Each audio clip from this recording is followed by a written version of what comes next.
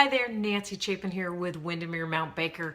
You know, it is a hot seller's market here in spring of 2017 in Seattle, but that doesn't mean it is always an easy slam dunk for sellers.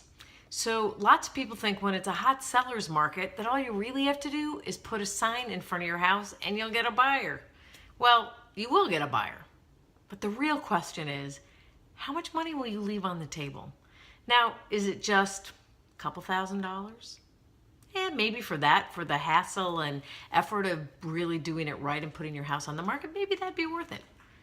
But what if that changed was $10,000 or $30,000?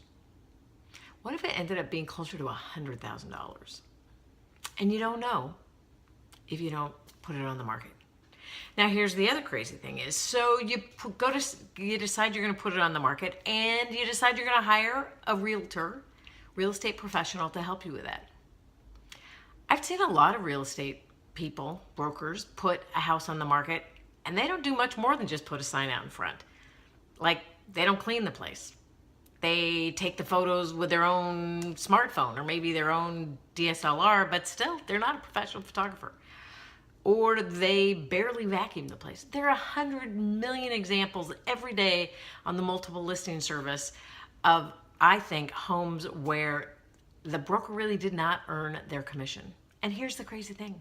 You are gonna pay mostly pretty much the same commission-ish, give or take a little few $1,000s, for somebody who's at the top of their game versus somebody who just barely does their job of filling out the paperwork and putting a sign in front.